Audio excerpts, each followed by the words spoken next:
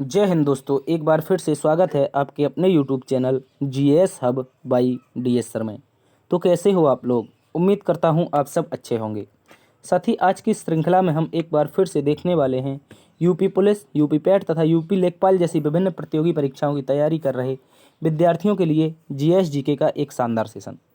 इसमें हम डिस्कस करेंगे जो ये यूपी पुलिस, यूपी पैट तथा यूपी लेखपाल के प्रीवियस ईयर क्वेश्चन होंगे, इन सभी का हम डिटेल से अध्ययन करेंगे। और इस तरह की नियमित क्लासों के लिए के लिए प्रतिदिन शाम 8 बजे जुड़ना ना भूलें आपके अपने YouTube channel GS hub by DS sir पर। ठीक है, तो आप लोगों को क्या करना है, एक बार से सेशन को शेयर कर देना है। एक बार से सेशन को शेयर कर देना है ताकि जो भी विद्यार्थी यूपी पुलिस, यूपी पैट तथा यूपी लेखपाल जैसी विभिन्न प्रतियोगी परीक्षाओं की तैयारी कर रहा है, उसके लिए जीएस जीके के प्रीवियस ईयर क्वेश्चनों का हम पर डे एनालिसिस करते हैं। चलते हैं आज के पहले प्रश्न की तरफ। आज का मोटिवेशन कोड जो आपको ऊर्जावान बनाएगा और मंजिल के प्रति जागरूक रखेगा। कह रहा है साथी, हिम्मत मत खोना, अभी बहुत आगे जाना है। हिम्मत मत खोना, अभी बहुत आगे जाना है। जिन्होंने कहा था तेरे बस का नहीं है, जिन्होंने कहा था तेरे बस का नहीं है, उनको भी करके दिखाना है। ठीक है, आप लोगों को हिम्मत नहीं हारनी है। कितने भी एग्ज़ाम आप दो, आपको सफलता मिलती है या नहीं मिलती है। देखिए, सफलता मिल जाती है तो आपका करियर सेटल हो जाता है, लेकिन आप सफलता के बहुत नज़दीक पहुंचकर आप वापस आ जाते हैं तो यकीन मानिए दोस्त, आप सफलता के बहुत करीब हैं। आपको इस बार आप अच्छे से मेहनत करेंगे, अच्छे से जो प्रयास करेंगे तो आपको सफलता ज़रूर मिलेगी। वही कह रहा है कि हिम्मत मत खोना दोस्त, अभी बहुत आगे जाना है। जिन्होंने कहा था तेरे बस का नहीं है, उनको भी करके दिखाना है। इसी जोश और जुनून के साथ चलते हैं आज के पहले प्रश्न की तरफ। आज का पहला प्रश्न आपसे पूछा गया था, लोकसभा चुनावों के लिए उम्मीदवार बनने हेतु न्यूनतम आयु सीमा कितनी होती है। क्वेश्चन कह रहा है जो लोकसभा के चुनाव होते हैं उनके लिए जो उम्मीदवार बनना है यदि किसी व्यक्ति को, उसकी जो न्यूनतम आयु सीमा होगी वो कितनी होगी। तो आप लोग याद रखेंगे, न्यूनतम आयु सीमा अगर लोकसभा की बात की जाए तो 25 वर्ष होती है। कितनी होती है? ये जो आपकी लोकसभा होती है, लोकसभा के जो चुनाव होते हैं, इनके लिए जो न्यूनतम आयु सीमा होती है वो कितनी होती है? 25 वर्ष होती है। ठीक है, इसको याद रखेंगे। अगर वहीं पर बात कर लेते हैं राज्यसभा के बारे में, किसके बारे में? राज्यसभा के बारे में। तो राज्यसभा की जो न्यूनतम आयु सीमा होती है चुनाव लड़ने हेतु वो 30 वर्ष होती है। ठीक है, याद रखेंगे। लेकिन अगर बात करें राष्ट्रपति, देखो यहाँ पर 3 क्वेश्चन बनते हैं, प्रेसिडेंट, वाइस प्रेसिडेंट, ठीक है, वाइस प्रेसिडेंट और साथ साथ में आपका गवर्नर जो कि राज्यों का राज्यपाल होता है। इन सभी के लिए जो न्यूनतम चुनाव की आयु सीमा होती है वो आपकी 35 वर्ष हो जाती है। ठीक है, इसको भी याद रखेंगे आप लोग। तो क्वेश्चन का राइट आंसर हो जाएगा 25 वर्ष, जो कि लोकसभा के चुनाव के बारे में पूछा है, जबकि हमने राज्यसभा के बारे में चर्चा की जो कि 30 वर्ष न्यूनतम आयु है। 35 वर्ष आयु आपकी किसकी? प्रेसिडेंट, वाइस प्रेसिडेंट और गवर्नर, यानी कि राष्ट्रपति, उपराष्ट्रपति और राज्यपाल के लिए चुनाव लड़ने की न्यूनतम आयु है। ठीक है, इसको भी याद रखेंगे। अगर बात करेंगे 18 वर्ष के बारे में, तो 18 वर्ष आपकी वोट डालने की उम्र है। कितनी है वोट डालने की उम्र कितनी है? तो याद रखेंगे 18 वर्ष है। और अगर बात करते हैं इस प्रावधान के बारे में, क्योंकि इससे पहले जो ये प्रावधान था वो 21 वर्ष का था, 21 वर्ष का था जो कि वोट डालने का प्रावधान था, लेकिन वर्तमान में 18 वर्ष कर दिया गया है।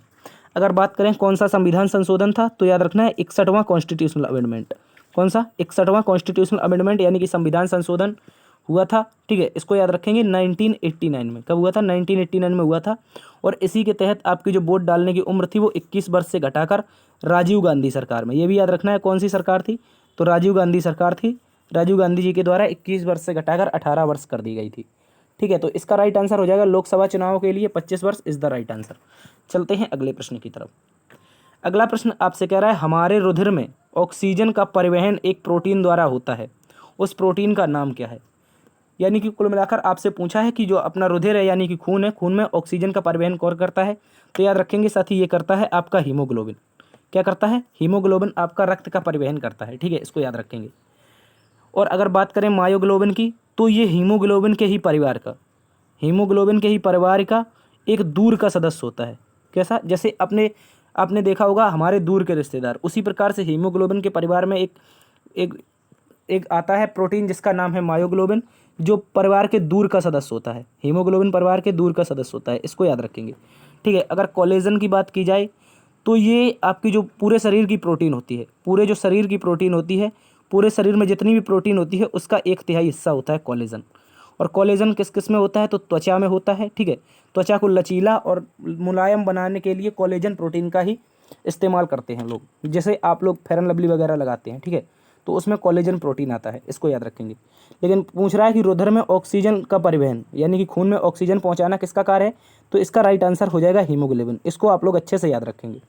चलते हैं अगले प्रश्न की तरफ। अगला प्रश्न आपसे कह रहा है किस देश के द्वारा कोपा अमेरिका कप 2021 पुरुष टीम का खिताब जीता है। क्या कह रहा है, जो कोपा अमेरिका कप 2021 का खिताब है पुरुष टीम में किसने जीता है। अगर बात करेंगे कोपा अमेरिका कप के बारे में, ये किससे संबंधित है, किस खेल से, तो याद रखेंगे साथ ही ये आपका फुटबॉल से संबंधित है। किससे है, फुटबॉल से संबंधित है। ठीक है, इंपॉर्टेंट क्वेश्चन है। और ये खेला कहाँ पर जाता है, तो आप यहाँ पर एक मैप देखेंगे, ये है आपका साउथ अमेरिका कॉन्टिनेंट का। किसका, साउथ अमेरिका जो महाद्वीप है इसका क्या है, ये नक्शा है। ठीक है, साउथ अमेरिका महाद्वीप का। और इसमें क्या है, कुल 13 देश हैं, जिनमें से आपका French Guiana, Suriname, Guyana, Venezuela, Colombia, Ecuador, Peru, Bolivia, Chile, Paraguay, Uruguay, Argentina, ये कुल मिलाकर कितने देश हैं साथी, 13 देश हैं। ये 13 देशों मिलकर के क्या खेलते हैं, एक फुटबॉल का टूर्नामेंट खेलते हैं जिसे हम कोपा अमेरिका कप कहते हैं। ठीक है, ब्राज़ील भी इसमें आपका शामिल रहता है। ठीक है, तो कुल मिलाकर जो 13 देश हैं इनमें कौन कौन है, तो इनको आप लोग याद रख सकते हैं। जो पूरा का पूरा साउथ अमेरिका कॉन्टिनेंट है, इसके जितने भी देश हैं ये सारे के सारे एक फुटबॉल टूर्नामेंट मिलकर खेलते हैं, और उस फुटबॉल टूर्नामेंट का नाम है कोपा अमेरिका कप। ठीक है, और बात करेंगे 2021 पुरुष टीम का खिताब किसने जीता है, तो जीता है साथी अर्जेंटीना ने। किसने जीता है, अर्जेंटीना ने जीता है। किसे हराया है, तो याद रखेंगे ये आपका ब्राज़ील को हराया है। किसे हराया है, ब्राज़ील को। इंपॉर्टेंट क्वेश्चन है, इसको भी याद रखेंगे। अगर बात कर लेते हैं साथी सर्वाधिक बार किसने जीता है, अगर क्वेश्चन पूछ लेगा कि सर्वाधिक बार कोपा अमेरिका कप किसने जीता है, तो याद रखना है आपको उरुग्वे के द्वारा जीता गया है। किसके द्वारा, उरुग्वे के द्वारा जीता गया है। इसको भी आप लोग अच्छे से याद रख सकते हैं। ठीक है, तो इसका राइट आंसर हो जाएगा कोपा अमेरिका कप 2021 का खिताब जीता है अर्जेंटीना ने। और इसके जो कप्तान थे उस समय, उसके जो कप्तान थे वो आपके सुनील छेत्री, सॉरी माफ़ी चाहेंगे, सुनील छेत्री नहीं, लियोन मेसी। कौन थे, लियोनल मेसी थे। इसको भी याद रखेंगे, लियोनल मेसी। ठीक है, लियोनल मेसी की टीम अर्जेंटीना ने ही अभी हाल ही में फुटबॉल विश्व कप का खिताब जीता है। इसको भी याद रखेंगे। ठीक है, कोपा अमेरिका कप 2021 का खिताब लियोनल मेसी की टीम अर्जेंटीना ने जीता है। चलते हैं अगले प्रश्न की तरफ। अगला प्रश्न आपसे कह रहा है 16 अगस्त 1946 को प्रत्यक्ष कार्यवाही दिवस किसके द्वारा मनाया गया। बात करते हैं 16 अगस्त 1946 के बारे में। साथ ही प्रत्यक्ष कार्यवाही दिवस मनाया था मुस्लिम लीग के द्वारा। किसके द्वारा, इंपॉर्टेंट क्वेश्चन है, याद रखेंगे, मुस्लिम लीग ने मनाया था। सर क्यों मनाया था, तो याद रखना है अंग्रेज इस समय क्या कर रहे थे, अंग्रेज भारत छोड़कर जा रहे थे। ठीक है, अंग्रेज भारत छोड़कर जा रहे थे और मुस्लिम लीग चाहती थी कि ये अंग्रेज तो चले गए लेकिन मुसलमानों के लिए, किसके लिए, मुसलमानों के लिए क्या हुआ साथ ही, मुसलमानों के लिए इन लोगों ने अलग से देश की मांग जारी रखी। किसने जारी रखी, तो याद रखना है मुस्लिम लीग के द्वारा अलग से देश की मांग जारी रखी। ठीक है, किसने रखी, तो मुस्लिम लीग ने रखी।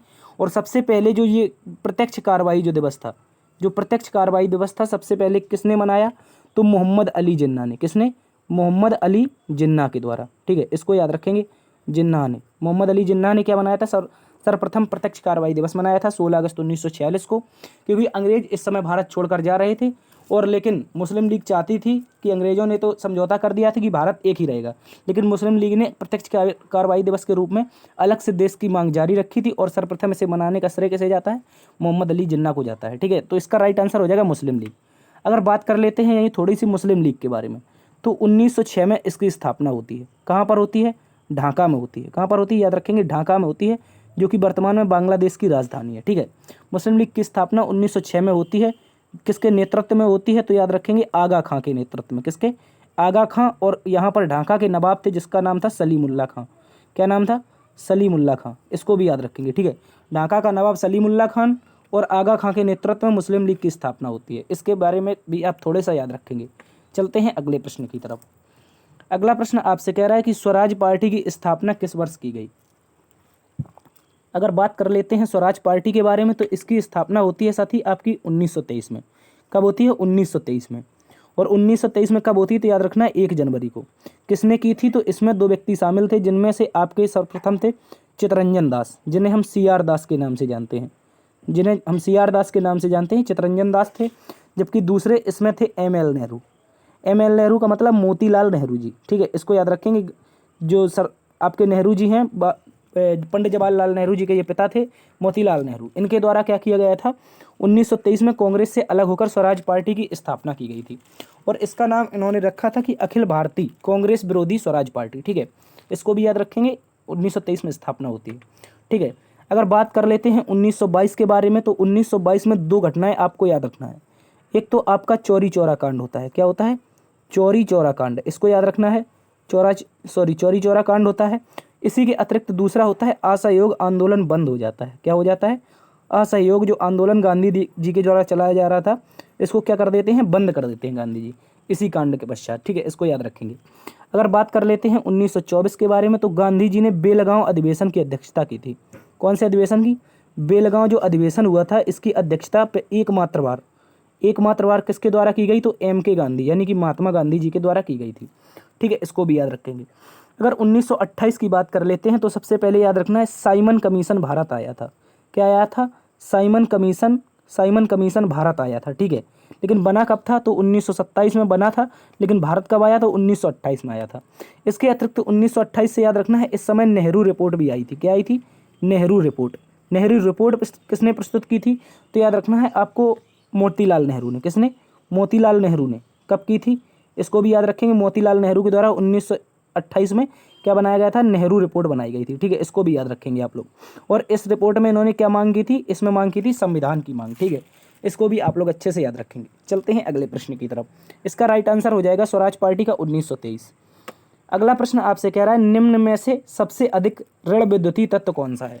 अगर बात करते हैं सबसे अधिक ऋण विद्युतीय तत्व के बारे में, ठीक है, तो ये आपके वर्ग 17 में आते हैं सारे के सारे।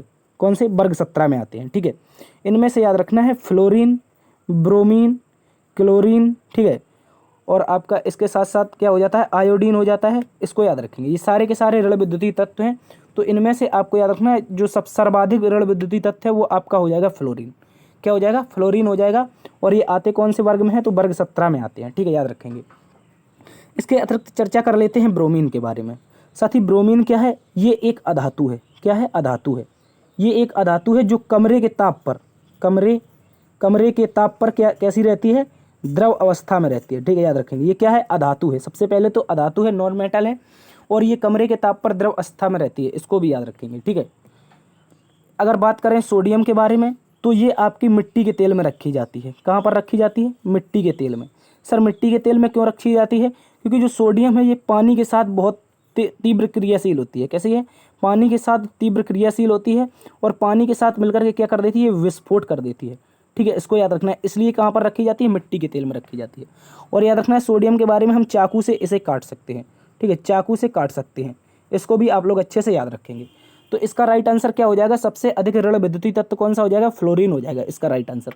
चलते हैं अगले प्रश्न की तरफ। अगला प्रश्न कह रहा है एनपीपी से क्या अभिप्राय है? देखो ऑप्शन के अनुसार अगर एनपीपी के बारे में देखा जाए तो ये होगा आपका नेशनल पॉपुलेशन पॉलिसी। क्या हो जाएगा? National population policy. सर बात करेंगे नेशनल पॉपुलेशन पॉलिसी आपकी एनपीपी बनी कब थी? तो याद रखना 2000 में बनी थी। सन 2000 में नेशनल पॉपुलेशन पॉलिसी बनी थी।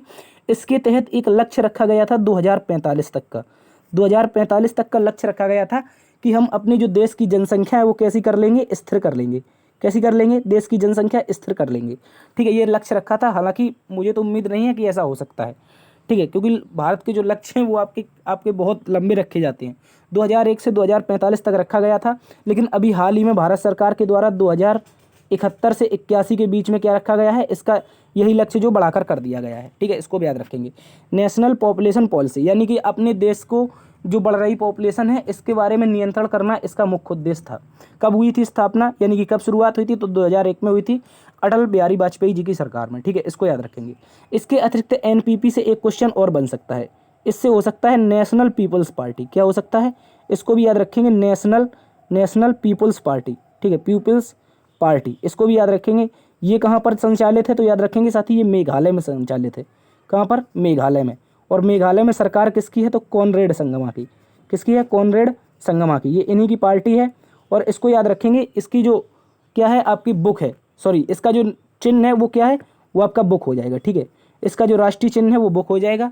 नेशनल पीपल्स पार्टी मेघालय में कार्य करती है, कॉनरेड संगमा की पार्टी है, और वर्तमान में इसकी मेघालय में सरकार है। ठीक है, तो इस एनपीपी का तात्पर्य हो जाएगा नेशनल पॉपुलेशन पॉलिसी से। चलते हैं अगले प्रश्न की तरफ। अगला प्रश्न कह रहा है हाल ही में अंतर्राष्ट्रीय क्रिकेट काउंसिल के अध्यक्ष के रूप में किसे चुना गया है? ये भी क्वेश्चन आपसे पूछ लिया है। तो याद रखेंगे हाल ही में कौन बने हैं? तो ग्रेग बर्कले बने हैं। इनका क्या हुआ है साथी? इनका री इलेक्शन हुआ है। री इलेक्शन से क्या तात्पर्य है सर? इससे पहले भी ये बने रहे थे, इनका कार्यकाल बढ़ा दिया है, ठीक है, इसको याद रखेंगे। तो ग्रेग बर्कले जी जो आपके आईसीसी, जिसे हम इंटरनेशनल क्रिकेट काउंसिल के नाम से जानते हैं, इसका मुख्यालय आपका दुबई में है, ठीक है। और इसकी स्थापना की बात की जाए तो आईसीसी की स्थापना 1909 में हुई थी, ठीक है, 1909 में हुई थी। ग्रेग बर्कले इसके वर्तमान में अध्यक्ष हैं, ठीक है। और ग्रेग बर्कले कहाँ से संबंधित हैं? तो न्यूजीलैंड से संबंधित हैं। कहाँ से? न्यूजीलैंड से। इसको भी याद रखेंगे, न्यूजीलैंड से संबंधित हो जाएंगे आपके ग्रेग बर्कले। तो आईसीसी की बात करें, इसका मुख्यालय दुबई में है, इसकी स्थापना 1909 में होती है, ठीक है। और जो क्रिकेट के सारे इंटरनेशनल टूर्नामेंट होते हैं वो कौन कराता? आईसीसी कराता है। चलते हैं अगले प्रश्न की तरफ। इसके अतिरिक्त बात कर लेते हैं रोजर बिन्नी के बारे में। तो ये आपके बीसीसीआई के हेड हैं। किसके हैं? बीसीसीआई के, भारतीय cricket control board in India, ठीक है, इसको याद रखेंगे। Board of control cricket in India के अध्यक्ष कौन है? रोजर बिन्नी है, इसको याद रखेंगे। और ये जो भारतीय क्रिकेट कंट्रोल बोर्ड है, ये विश्व का सबसे धनी क्रिकेट कंट्रोल बोर्ड है, ठीक है। विश्व का सबसे धनी क्रिकेट कंट्रोल बोर्ड पूछ सकता है आपसे, तो याद रखना है भारतीय क्रिकेट कंट्रोल बोर्ड है। चलते हैं अगले प्रश्न की तरफ। अगला प्रश्न कह रहा है सबने अवज्ञा आंदोलन का मुख्य उद्देश्य क्या था? अगर बात कर लेते हैं सबने अवज्ञा आंदोलन के बारे में साथी, तो गांधी जी ने ये जो आंदोलन चलाया था, ये मुख्य रूप से नमक कर के विरोध में चलाया था। क्योंकि गांधी जी इस समय कहाँ पर थे? गुजरात में थे। कहाँ पर थे? गुजरात में, ठीक है। और गुजरात में थे तो इनका जो मुख्य कारण था सबने अवज्ञा आंदोलन के विरोध का, वो क्या था? नमक कर का विरोध करना था। और याद रखना है, इसमें इन्होंने दांडी मार्च किया था। क्या किया था? दांडी मार्च, ठीक है, दांडी मार्च किया था, जो कि 12 मार्च से लेकर के 6 अप्रैल तक चला था। ये भी याद रखेंगे, ठीक है, 6 अप्रैल तक चला था। यानी कि 5 अप्रैल को गांधी जी पहुंच गए थे नवसारी, ठीक है, दांडी। और इसके अतिरिक्त 6 अप्रैल को इन्होंने क्या कर दिया था? नमक कानून तोड़ा था, ठीक है। हालांकि जो उस समय वायसराय था, जिसका नाम था आपका लॉर्ड इरविन, उसने ऐसी इनके वो कानून का, जो गांधी जी ने कानून तोड़ा था, उसको किसने नहीं माना? तो वायसराय इरविन ने नहीं माना। इसके कारण गांधी जी ने क्या कर दिया था? सबने अवज्ञा आंदोलन शुरू कर दिया था 6 अप्रैल से, ठीक है, इसको भी याद रखेंगे। अगर बात कर लेते हैं गोलमेज सम्मेलन के बारे में, तो ये सारे के सारे कहाँ पर हुए थे? लंदन में हुए थे, ठीक है। एक राउंड टेबल थी जिसके चारों ओर बैठकर व्यक्तियों ने क्या की थी? एक मीटिंग की थी। और गोलमेज सम्मेलन में 3 गोलमेज सम्मेलन हुए थे। और तीनों गोलमेज सम्मेलन में भाग लेने वाला एकमात्र भारतीय था बाबा साहब भीमराव अम्बेडकर। कौन थे? बाबा साहब भीमराव अम्बेडकर एकमात्र भारतीय थे जिन्होंने क्या किया था? तीनों गोलमेज सम्मेलन में भाग लिया था, ठीक है। विंस्टन चर्चिल की बात की जाए तो इस समय क्या था? ये इस समय यानी कि 1931 से 35 के समय ये क्या था? इंग्लैंड का प्रधानमंत्री था। और बाबा साहब अम्बेडकर के साथ पूना पैक्ट की बात की जाए तो गांधी जी का हुआ था 24 सितंबर को। कब हुआ था? 24 सितंबर 1932 को गांधी जी का पूना पैक्ट होता है बाबा साहब भीमराव अम्बेडकर के तहत। क्योंकि बाबा साहब चाहते थे कि सांप्रदायिक पंचायत आया था उस समय, रैमजे मैकडोनाल्ड ने भेजा था, ठीक है, रैमजे मैकडोनाल्ड ने भेजा था। तो इस समय क्या हुआ था साथी? रैमजे मैकडोनाल्ड इंग्लैंड का पीएम हुआ करता, ठीक है। यहाँ पर विंस्टन चर्चिल पीएम नहीं था, ठीक है। विंस्टन चर्चिल आपका 26 से 31 तक रहा था, लेकिन 32 में आपका रैमजे मैकडोनाल्ड बन जाता है पीएम, वहाँ का कहाँ का? ब्रिटेन का, ठीक है। तो इस समय क्या होता है? बाबा साहब भीमराव अम्बेडकर के लिए ये क्या भेजता है? सांप्रदायिक पंचायत भेजता है। तो सांप्रदायिक पंचायत आपका 16 अगस्त 1932 को आता है। लेकिन गांधी जी चाहते थे कि भारत का टुकड़े टुकड़े ना हो, क्योंकि मुसलमान पहले से ही अलग से निर्वाचन की मांग कर रहे थे। और बाबा साहब चाहते थे कि दलितों को भी अलग से निर्वाचन मिले। तो गांधी जी ने विरोध कर दिया। तो बाबा साहब और गांधी जी के बीच एक समझौता होता है, जिसे हम पूना पैक्ट के नाम से जानते हैं, 24 सितंबर 1932 को, ठीक है। तो इसका राइट आंसर हो जाएगा नमक कर के विरोध में गांधी जी ने अवज्ञा आंदोलन चलाया था, ठीक है। चलते हैं अगले प्रश्न की तरफ। अगला प्रश्न कह रहा है अंतर्राष्ट्रीय गमन, माइग्रेशन से क्या तात्पर्य है? तो याद रखेंगे, देखो, अंतर्राष्ट्रीय से संबंध जब आता है तो एक देश, याद रखेंगे, एक देश का दूसरे देश से संबंध आ जाता है। किससे? एक देश का दूसरे देश से संबंध आ जाता है, ठीक है। जैसे मान लीजिए यहाँ पर आपका नेपाल है, ठीक है, नेपाल है, और ये आपका भारत है, ठीक है, इसको याद रखेंगे। जब जैसे कोई इस दोनों देशों के बीच, हालांकि रिश्ते बहुत अच्छे हैं, ठीक है, लेकिन जब दोनों देशों के लोग आपस में एक दूसरे देशों में जाने लगते हैं, क्या करने लगते हैं? यहाँ जैसे नेपाल के लोग भारत आ गए, यहाँ की नागरिकता ले ली नौकरी के लिए, अच्छे जॉब की तलाश में। तो इस प्रकार से जब दो देशों के बीच लोगों का संचलन होता है, क्या होता है? दो देशों के बीच लोगों का संचलन होता है, तो इसे कहा जाता है अंतर्राष्ट्रीय माइग्रेशन या फिर अंतर्राष्ट्रीय गमन कहा जाता है। इंपॉर्टेंट है, याद रखेंगे। जब जैसे भारत को बहुत सारे भारतीय अमेरिका में जाते हैं रहने के लिए, अच्छे जॉब के लिए, आईआईटी करके, ग्रेजुएट होकर के, ठीक है। तो इस समय जो ये गमन होता है, इसे क्या कहते हैं? माइग्रेशन कहा जाता है। चलते हैं अगले प्रश्न की तरफ। अगला प्रश्न कह रहा है प्रायद्वीपी भारत के दक्षिणी छोर कैप कॉमोर कन्याकुमारी स्थित है। यानी कि जो प्रायद्वीपी ये भारत है, इसका जो सबसे दक्षिणी छोर है, इसे हम किस नाम से जानते हैं? कैप कैमोरिन नाम से जानते हैं, या फिर इसी को कन्याकुमारी कहा जाता है, ठीक है, इसको याद रखेंगे। तो वही पूछ रहा है कि कन्याकुमारी कहाँ पर स्थित है। क्या पूछ रहा है? कन्याकुमारी कहाँ पर स्थित है। तो याद रखेंगे, पहला ऑप्शन कह रहा है कि भूमध्य रेखा के दक्षिण में। देखो भारत के दक्षिण से जाती है भूमध्य रेखा, तो भूमध्य रेखा के आसपास तो भारत है ही नहीं, ठीक है, भूमध्य रेखा के दक्षिण में नहीं होगा, ठीक है। भूमध्य रेखा मान लीजिए 0 डिग्री है, या इसी को विषुवत रेखा भी कहते हैं, इसके दक्षिण में क्या भारत का स्थित है? तो नहीं है, ठीक है, याद रखेंगे। मकर रेखा के दक्षिण में, देखो भूमध्य रेखा से भी नीचे होती है मकर रेखा, तो मकर रेखा के दक्षिण में है भारत? नहीं है, ठीक है, ये भी गलत हो जाएगा, ये भी गलत हो जाएगा। भूमध्य रेखा के उत्तर में, हाँ ये ऑप्शन सही हो जाएगा। क्या कह रहा है? ये जो भूमध्य रेखा है इसके कहाँ पर है? उत्तर में स्थित है आपका कैप कैमरून, ठीक है, याद रखेंगे। एक ऑप्शन कह रहा है कर्क रेखा के उत्तर में, तो कर्क रेखा भारत को लगभग 2 भागों में बांटती है, कर्क रेखा के उत्तर में नहीं होगा, कर्क रेखा के दक्षिण में हो जाएगा, ठीक है। तो इसका राइट आंसर हो जाएगा ऑप्शन सी, जो आपका प्रायद्वीपीय भारत है इसका सबसे दक्षिणी छोर है कैप कैमरून, जिसे हम कन्याकुमारी के नाम से जानते हैं। ये कहाँ पर स्थित है? भूमध्य रेखा के उत्तर में है, या फिर इसी को कर्क रेखा के दक्षिण में कह सकते हैं। चलते हैं अगले प्रश्न की तरफ। अगला प्रश्न आपसे कह रहा है वह कौन सा स्थान है जहाँ पर अंतिम मुगल बादशाह की मृत्यु हुई थी? सबसे पहले तो क्वेश्चन बनता है कि अंतिम मुगल बादशाह था कौन? तो सबसे पहले याद रखेंगे अंतिम मुगल बादशाह के बारे में, जिसका नाम था बहादुर शाह जफर द्वितीय। क्या था? बहादुर शाह जफर द्वितीय, ठीक है, इसको याद रखेंगे। इसकी कह रहा है मृत्यु किस स्थान से हुई थी, ऐसा क्वेश्चन पूछ रहा है। तो याद रखेंगे बहादुर शाह जो जफर था ये 1857 की क्रांति में कहाँ से नेतृत्व कर रहा था? तो याद रखेंगे दिल्ली से नेतृत्व कर रहे थे, ठीक है। दिल्ली से जब नेतृत्व कर रहे थे तो इनको औरंगजेब के मकबरे से, कहाँ से? याद रखेंगे औरंगजेब के मकबरे से इनको क्या कर लिया? अंग्रेजों ने गिरफ्तार कर लिया, और औरंगजेब के जब मकबरे से गिरफ्तार किया तो इनको कहाँ भेज दिया? इनको भेज दिया था म्यांमार, ठीक है। कहाँ पर भेज दिया था? म्यांमार। और अब आप देख लेंगे कि म्यांमार से संबंधित कौन सा स्थान ऑप्शन में दिया गया है। दिल्ली नहीं है, ग्वालियर नहीं है, फतेहपुर सीकरी नहीं है, तो इसका राइट आंसर हो जाएगा रंगून, ठीक है। म्यांमार में एक जेल है रंगून में, जिसे हम मांडले जेल के नाम से जानते हैं, और इसी जेल में बहादुर शाह जफर द्वितीय की मृत्यु हो जाती है, ठीक है। ये 1857 की जो क्रांति हुई थी दिल्ली से इन्होंने नेतृत्व किया था। औरंगजेब का जो मकबरा है यहीं से क्या हो गए थे? ये गिरफ्तार हुए थे, ठीक है, इसको याद रखेंगे। निकलसन और हडसन ने दिल्ली का विद्रोह दबाया था, ये भी याद रख सकते हैं आप लोग, ठीक है। इसके अतिरिक्त आपको एक चीज़ और याद रखनी है, जिनमें से जो आपका इसके बारे में आप लोगों को याद रखना है, जो बहादुर शाह जफर जिसके बारे में हम बात कर रहे थे, बहादुर शाह जफर के बारे में, ठीक है, याद रखेंगे बहादुर शाह जफर द्वितीय था ये, ठीक है, इसको याद रखेंगे, शॉर्ट में लिख लेते हैं। इसके जो मकबरा बना है रंगून में, इसका जो मकबरा बना है, इसी मकबरे के बाहर लिखा हुआ है गेट पे कि मैं एक ऐसा अभागा बादशाह हूँ जिसको अपने मातृभूमि भी दफन होने के लिए नसीब नहीं हुई। तो किसने लिखा है? याद रखेंगे ये लिखा गया है बहादुर शाह जफर के शब्दों के बारे में, जो वहाँ पर किसी ने लिखे थे। उन्होंने कहा था कि मैं एक ऐसा अभागा बादशाह हूँ जिसे अपनी मातृभूमि में नसीब नहीं हुई दफन होने के लिए, ठीक है। चलते हैं अगले प्रश्न की तरफ, इसको याद रखेंगे, इसका राइट आंसर हो जाएगा रंगून। अगला प्रश्न कह रहा है निम्नलिखित में से कौन सा केंद्र सरकार के विकास व्यय में शामिल नहीं है, ठीक है। क्या कह रहा है? कौन सा विकास व्यय में शामिल नहीं है, ठीक है। सबसे पहले बात करते हैं व्यय के बारे में। तो ये सरकार के 2 प्रकार के व्यय होते हैं, एक होता है विकास व्यय, क्या होता है? विकास व्यय होता है, और इस विकास व्यय से तात्पर्य क्या है? देश के जो विकास होंगे विभिन्न प्रकार के, उनमें से विकास व्यय हो जाएगा, ठीक है। एक होता है गैर वित्तीय व्यय, क्या होता है? गैर विकास व्यय कह सकते हैं, या फिर एक मिनट, दूसरा होता है आपका गैर योजना व्यय, ठीक है, इसको याद रखना है, गैर योजना व्यय, ठीक है। एक विकास व्यय होता है, दूसरा क्या होता है? गैर योजना व्यय होता है, और तीसरा होता है आपका सेवा पर व्यय, ठीक है। क्या होता है? सेवा व्यय, ठीक है, इसको याद रखेंगे। ये आपका क्या होता है? सेवा व्यय होता है, ठीक है। तो इनमें से क्या पूछा? विकास व्यय नहीं है। अगर विकास व्यय की बात की जाए सर, तो विकास व्यय जो होता है वो आपका देश की विभिन्न सेवाओं के लिए होता है, जैसे आर्थिक सेवाओं पर व्यय, ठीक है, इसको याद रखेंगे। इसके अतिरिक्त सामाजिक सामुदायिक स्वास्थ्य सेवाओं पर व्यय, सामाजिक सेवाएं और सामुदायिक सेवाएं जैसे स्वास्थ्य है, और बच्चों का ध्यान रखना है, भोजन की व्यवस्था करना है उन लोगों के लिए, स्कूल में मिड डे मील जैसे, ये सारी की सारी जो व्यय होते हैं राज्यों के लिए दिए गए अनुदान व्यय, ये सारे के सारे विकास व्यय के अंतर्गत आते हैं, ठीक है। और दूसरा आता है आपका गैर योजना व्यय। क्या आता है? दूसरा आपका गैर योजना व्यय आता है, जिसके अंतर्गत आपका रक्षा व्यय आता है। देखो गैर योजना व्यय से तात्पर्य है कि देश की जो रक्षा है वो आपकी कौन कर रहा है? रक्षा मंत्रालय कर रहा है। और रक्षा मंत्रालय ऐसी कोई योजना पहले से नहीं बनाकर रखता है, जैसे कोई किसी ने अकस्मात युद्ध कर दिया तो उस युद्ध में जो खर्चा आएगा वो किसके अंतर्गत आ जाएगा? आपका गैर योजना व्यय के आ जाएगा, ठीक है। तो यहाँ पर जो ऑप्शन डी है रक्षा व्यय कह रहा है, ये आपका क्या है?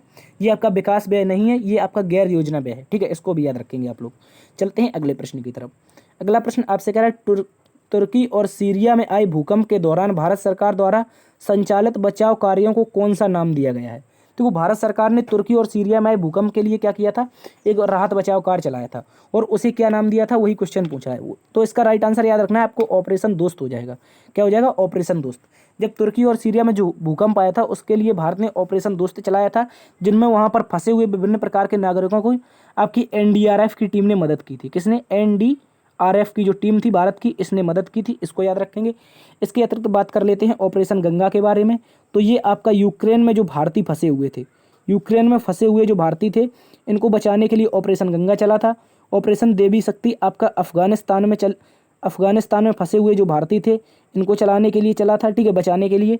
एक चला है आपका ऑपरेशन कावेरी, ठीक है, ये अभी हाल ही में चर्चा में रहा है, क्योंकि सूडान में आपका गृह युद्ध शुरू हो चुका है। कहाँ पर? सूडान, जो कि एक अफ्रीकी देश है। कैसा है? याद रखेंगे, अफ्रीका का देश है, ठीक है, अफ्रीका का सबसे बड़ा देश कह सकते हैं, ठीक है, इसका क्षेत्रफल बहुत ज़्यादा है। तो कावेरी ऑपरेशन जो है ये आपका सूडान देश में चला है, क्योंकि सूडान देश में आपकी जो अर्धसैनिक बल है और सेना है, इन दोनों के बीच क्या हो गया है, मुठभेड़ शुरू हो गई है, यानी कि गृह युद्ध की स्थितियां बन गई हैं। तो वहाँ पर जो कुछ लोग भारतीय काम कर रहे थे, उन लोगों को बचाने के लिए क्या चला था, ऑपरेशन कावेरी चला था, ये भी याद रखेंगे। ऑपरेशन दोस्त तुर्की और सीरिया में आए हुए भूकंप के लिए बचाव कार्य जो हुए थे, उसको ऑपरेशन दोस्त नाम दिया था। सूडान के लिए ऑपरेशन कावेरी, ऑपरेशन देवी की शक्ति अफगानिस्तान में, और ऑपरेशन गंगा आपका यूक्रेन में फंसे हुए भारतीयों को बचाने के लिए। चलते हैं अगले प्रश्न की तरफ, इसको आप लोग अच्छे से याद रखेंगे। अगला प्रश्न कह रहा है, निम्नलिखित में से कौन कैबिनेट स्तर का व्यक्ति होता है?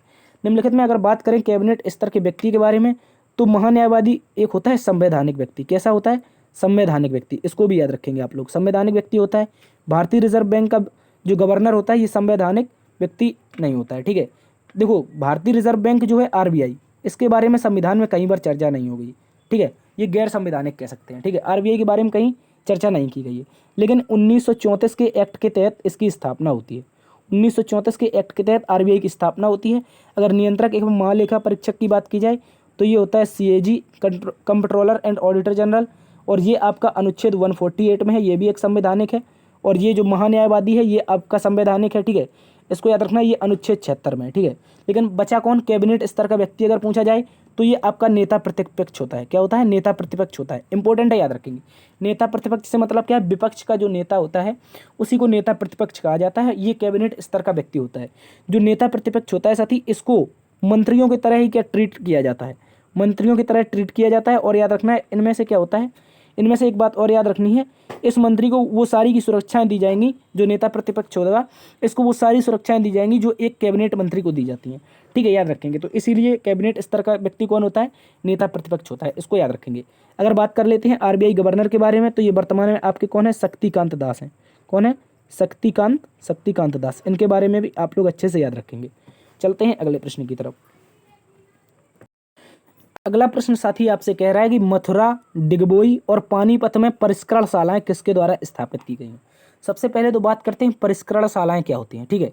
परिष्करण शालाएं, जिसे हम इंग्लिश में क्या कहते हैं? तेल रिफाइनरी कहते हैं, या फिर कह सकते हैं ऑयल रिफाइनरी, ठीक है। ऑयल रिफाइनरी को क्या कहते हैं? परिष्करण शालाएं कहते हैं, जो कि आपकी मथुरा, डिगबोई और पानीपत में स्थापित हैं।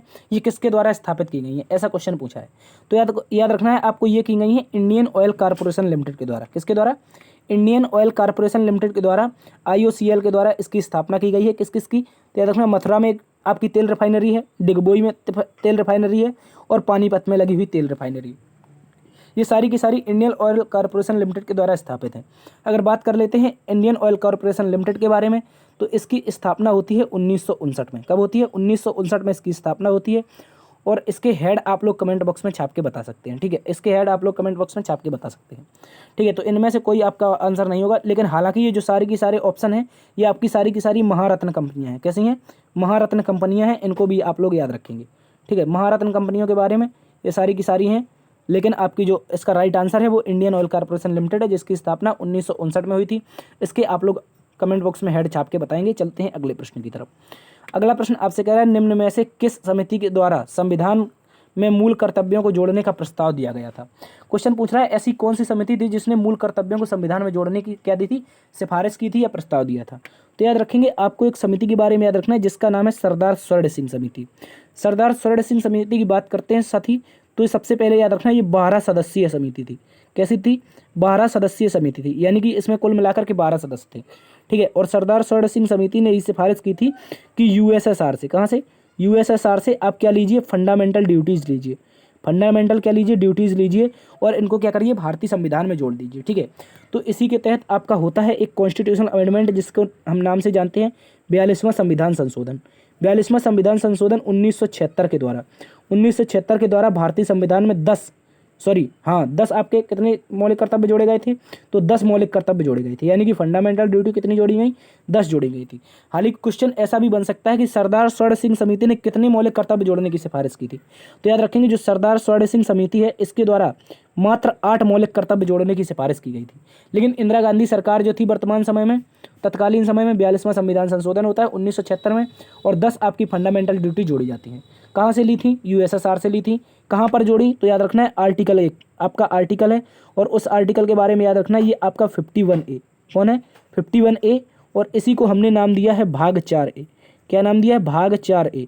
ठीक है, इसको भी याद रखेंगे। तो एक बार से आप लोग इसका स्क्रीनशॉट चाहो तो ले सकते हो। भाग 4A में है 12 सदस्यीय समिति थी सरदार स्वर्ण सिंह समिति, यूएसएसआर से लिए हैं।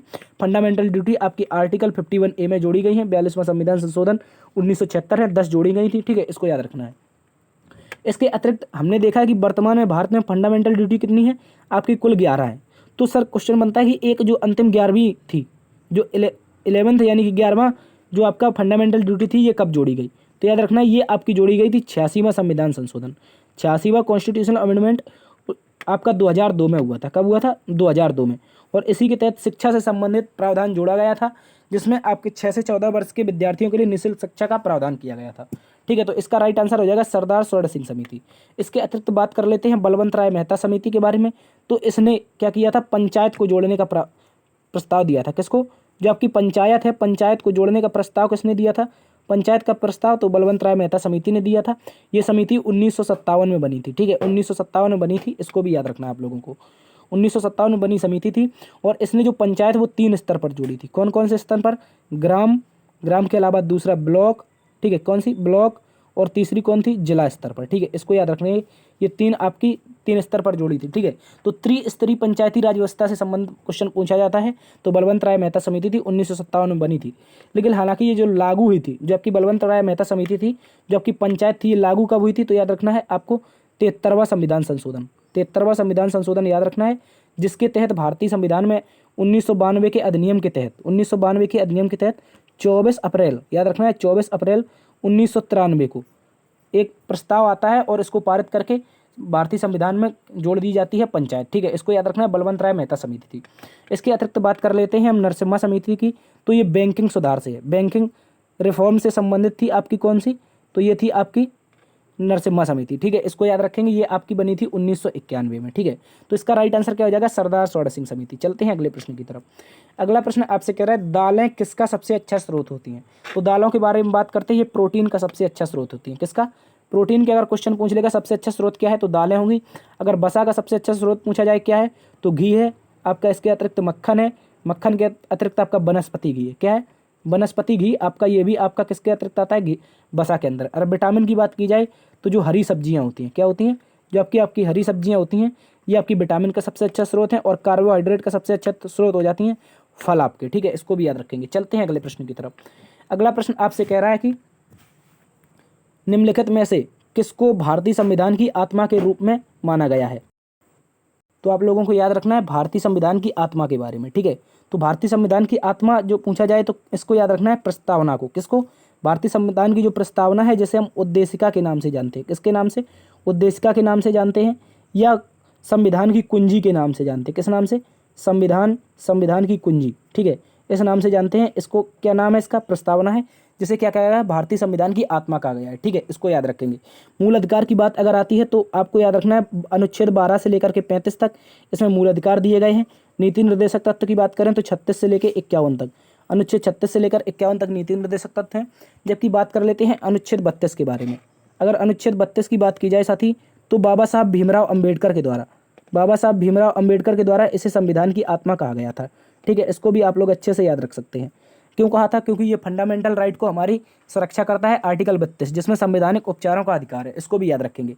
चलते हैं अगले प्रश्न की तरफ। इसका राइट आंसर हो जाएगा प्रस्तावना, उद्देशिका या संविधान की कुंजी को क्या कहते हैं, संविधान की आत्मा कहते हैं। अगला प्रश्न कह रहा है शतपथ ब्राह्मण, तैत्तिरीय ब्राह्मण किस वेद के ब्राह्मण ग्रंथ है। शतपथ ब्राह्मण तथा तैत्तिरीय ब्राह्मण किस ब्राह्मण ग्रंथ के वेद है, तो याद रखना है इसका राइट आंसर हो जाएगा आपका यजुर्वेद।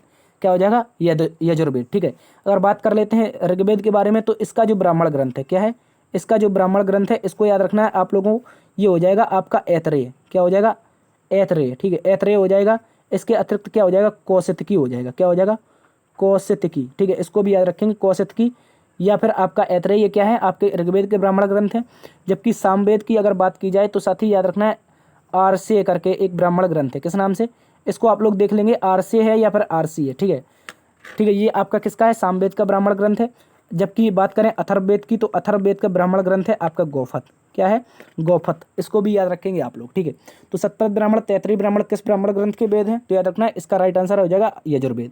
अगर यहीं पर बात कर लेते हैं भारत के सबसे प्राचीन वेद के बारे में, किसके बारे में, तो प्राचीन वेद अगर पूछा जाए कौन सा है सर, तो प्राचीन वेद आपका हो जाता है ऋग्वेद। ठीक है, उसके अतिरिक्त दूसरे स्थान पर आपका यजुर्वेद है, तीसरे स्थान पर आपका क्या है, सामवेद है, जिसे हम संगीत का वेद भी कहते हैं। क्या कहते हैं, संगीत का वेद अगर पूछ लेगा कौन सा है, तो याद रखना है सामवेद है। ठीक है, इसके अतिरिक्त यज्ञ से संबंधित वेद कौन सा है, तो आपका यजुर्वेद है। ठीक है, यज्ञ से संबंधित अगर क्वेश्चन पूछा जाए वेद कौन सा है, तो यजुर्वेद है। जबकि अथर्ववेद की बात की जाए तो अथर्ववेद आपका सबसे नवीनतम वेद है, जो कन्या के जन्म की निंदा करता है। किसकी, कन्या के जन्म की निंदा कौन करता है, क्वेश्चन पूछ लेगा, तो याद रखना है आपका अथर्ववेद करता है। इसके अतिरिक्त अथर्ववेद को हम कहते हैं जादू टोना का वेद। क्या कहते हैं, जादू टोना का वेद कौन सा है। ठीक है, इसको याद रखना है, तो ये अथर्ववेद में। इसके अतिरिक्त अथर्ववेद में आपकी प्रजापति के बारे में भी जिक्र मिला है, प्रजापति के बारे में जिक्र मिला है, जिनकी 2 पुत्रियां हैं। इनमें से कौन कौन सी हो जाएंगी, एक थी सभा और तथा दूसरी थी क्या, समिति। इसको भी याद रखनी है, ये प्रजापति की 2 पुत्रियां थी। ठीक है, सभा और समिति। ये कहाँ पर जानकारी मिलती है, तो अथर्ववेद में मिलती है। जादू टोना का वेद कहते हैं, कन्या के जन्म की निंदा करता है। ठीक है, तो सतपथ ब्राह्मण और तैतरीय ब्राह्मण ग्रंथ की बात की जाए, किसके ब्राह्मण ग्रंथ है, तो यजुर्वेद की। इंपॉर्टेंट क्वेश्चन है, याद रखेंगे। तो ये थी साथी आज की क्लास। उम्मीद करता हूँ आज की क्लास और एनालिसिस आपको पसंद आया होगा। यदि पसंद आया है, एक बार से सेशन को लाइक कर दीजिए, दोस्तों में सेशन को शेयर करिए। यदि चैनल पर नए हैं और अभी तक आपने सब्सक्राइब नहीं किया है, तो आपसे निवेदन है कि चैनल को सब्सक्राइब जरूर कर लें। ठीक है, देखते रहिए GS बाई DS सर। बड़ों का सम्मान करना, छोटों को प्यार देना। तब तक के लिए अपना भी ख्याल रखना। मिलते हैं कल इसी वक्त। जय हिंद।